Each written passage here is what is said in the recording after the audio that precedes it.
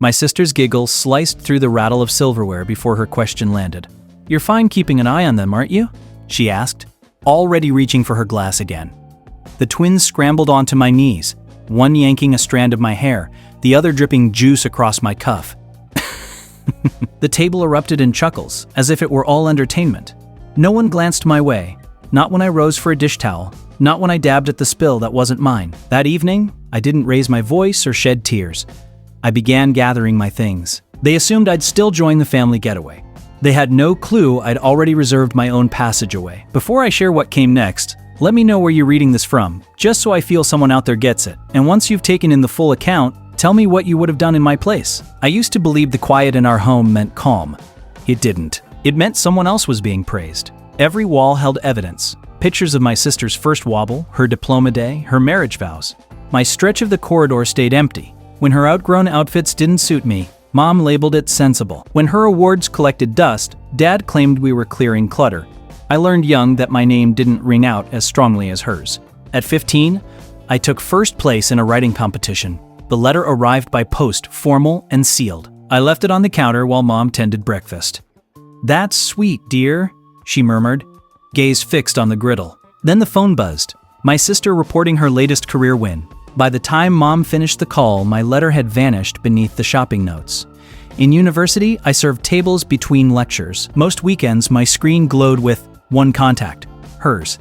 "Could you look after the twins for a bit?" The bit always expanded into overnights. Their blocks scattered across my rug. Their breakfast dishes crowded my counter. When I mentioned midterms, she exhaled. "You're so fortunate to have spare hours." Dad's tone surfaced one evening when I inquired about tuition support. "We're still settling the reception bill," he said, eyes on his newspaper. The corner of the sheet quivered as he flipped it. I saw he recognized the injustice. He simply lacked the will to pause. It wasn't a single massive wound, it was countless tiny cuts. Every passed down garment, every requested favor, every soft rejection. A lifetime of being the convenient option. I once thought keeping mute preserved harmony, but harmony built on quiet isn't harmony. It's obligation. And collectors always arrive. It was meant to be my birthday meal, yet the cake already bore her children's names. "We figured combining celebrations would be cheerful," Mom explained, as though that settled it. That accounted for my candles shaped like animated creatures. The twins cheered. Everyone grinned. After the sweet course, Mom pushed an envelope my way. "We've got a treat planned," she announced. "A group vacation next week. Everything's arranged." Dad beamed. "You'll adore it, Sarah. You'll manage the boys so Liv can truly unwind." The room swayed briefly. I registered the fridge's drone, the scrape of tines on china. Then my own words. Steady and even. "I'm not coming." Quiet fell. Olivia's grin stiffened. "What do you mean?" Exactly what I said. Mom's voice tightened. "Don't cause drama." I placed my utensil down. The clang echoed lightly on the dish. "I'm not causing drama. I'm simply declining." Dad coughed, grumbled about appreciation. Olivia hissed. "You're impossible." I rose, easing my seat backward, its feet scraping the floor. "You've taken my weekends, my evenings, my endurance. Take the getaway too, but not with me." Their protests overlapped as I left. Please and blame braided together. The door shut, dulling the clamor. For the first time, the hush didn't feel like penalty. It felt like room. That night, I lifted my laptop. Tickets, accommodations, an empty search field waiting. My hands paused, then entered one term. Elsewhere. I didn't bang any exits. I didn't have to. The stillness sufficed. That night, I settled at my desk beneath the lone bulb. Its glow modest but reliable. My computer whirred as I launched a fresh spreadsheet. Expenses, housing, travel. Each heading became a column, each entry a move forward. I browsed carrier pages, weighing figures like charting an exit path. The pointer hovered over confirm. I clicked. A separate journey, a separate location, same dates as theirs. Every household noise sharpened afterward. The dryer rumbling, Dad's television blaring, Mom's conversations laced with my sister's chuckles. I'd catch phrases like, "Sarah will handle it," and imagine my name tucked into every scheme like a coaster nobody requested. I quit picking up calls, quit offering details. During workday pauses, I printed each confirmation and reservation, creased them precisely, tucked them into a plastic pocket in my binder. There was something sacred in the neatness. Figures, schedules, timestamps. I guarded each like evidence that my days finally held form beyond them. A week prior to departure, I shopped for luggage. The salesperson inquired if it was work or leisure. "Neither," I answered. "Liberation." She smiled, unaware I was serious. The case was slate, rigid-sided, silent on wheels. At home, I spread it on my mattress. Item by item, I loaded crisp tops, creased pants, my journal, the steel bottle I always used. I sealed it part way, reserving space for whatever hadn't settled yet, the sensation of departing truly. Mom tapped my door that evening. "Pack sunscreen," she reminded, confusing my shut screen for consent. I dipped my chin once, catching her image in the display. Her comment lingered long after she withdrew.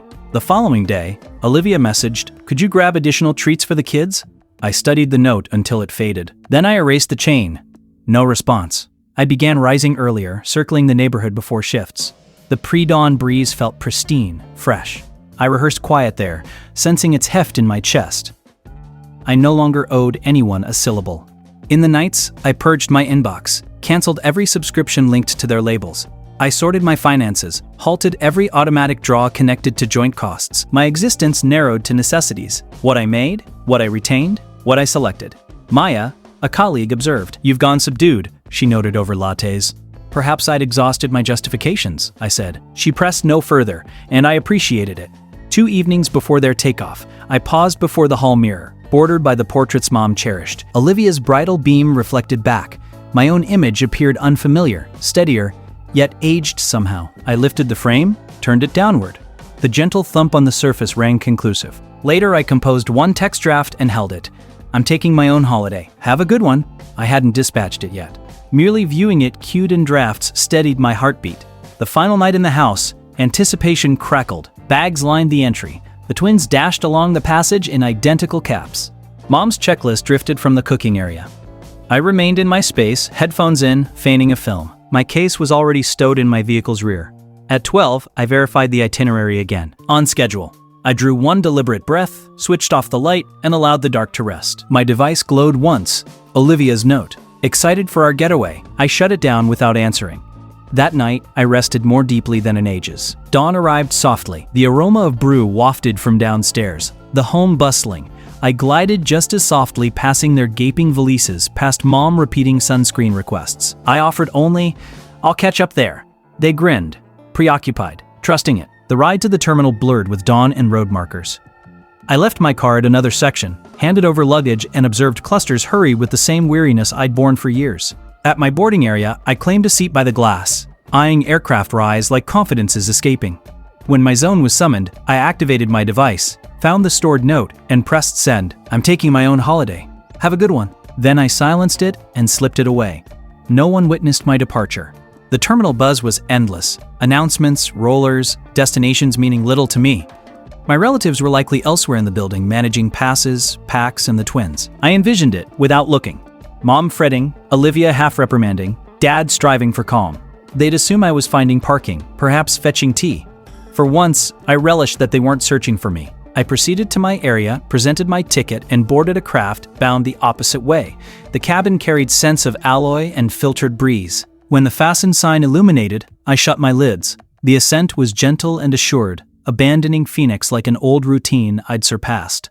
Hours on, my device hummed the instant I restarted it. Scores of unanswered rings, then more. Messages piled like cards. "Where are you? Gate C3. We're boarding, Sarah. Your sister's upset. This is self-centered. Pick up now." By landing, there were hundreds. The latest stated, "You spoiled our holiday."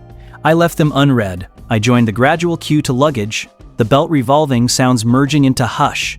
My slate case emerged, gliding toward me like an ending. I lifted it, its mass anchoring me. Beyond the doors, humidity struck dense, briny, vivid. The coastal air carried lotion and kelp.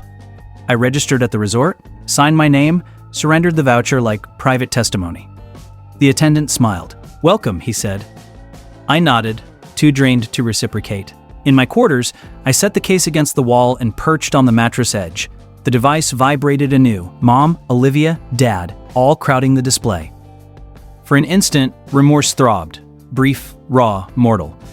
Then it ebbed like surf retreating. I flipped the phone, display down, and gazed upward.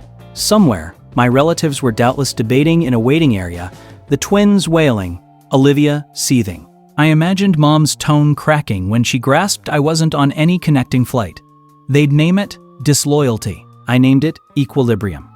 The The following dawn, I strolled to the water's edge before light. The horizon blushed faint peach, the sea inhaling in measured cadence. I pressed my toes into damp grains and allowed the bubbles to graze my skin. The quiet here was distinct, pure, chosen. When I eventually glanced at my device, power was low. Alerts merged, now voicemails, charges. You're thankless. You humiliated us. We relied on you. I swiped once, then pressed until the chain quivered. Erase all. The soft click it produced was the sole answer I provided. I passed the remainder of the morning drifting through the seaside stalls. Vendors called rates, youngsters pursued gulls.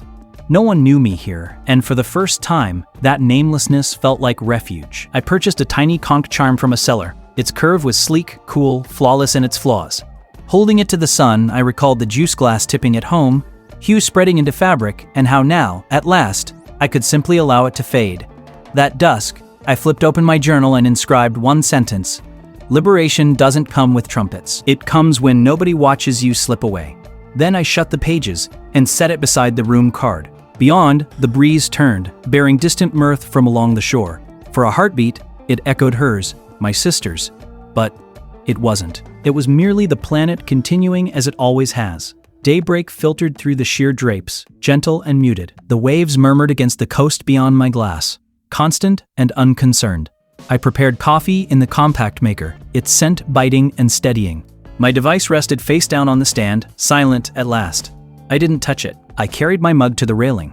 Below, the sand lay open, save a handful of early comers hauling seats into place. No twins, no summons, just expanse enough to inhale.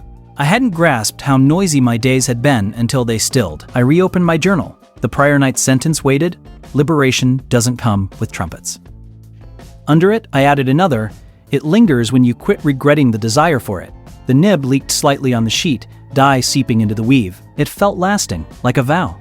Later, I wandered the tide line, letting the wash obliterate my tracks as I advanced. I considered every past self that had stayed mute at the dining surface, in the kitchen, at the margin of every group portrait. I once believed quiet was protection. Now I knew it could be shield as well. By midday, I closed my pack. The case zipped with one crisp snap, decisive and complete. I left the key on the counter beside a scribble for staff, thank you. No forwarding, no signature.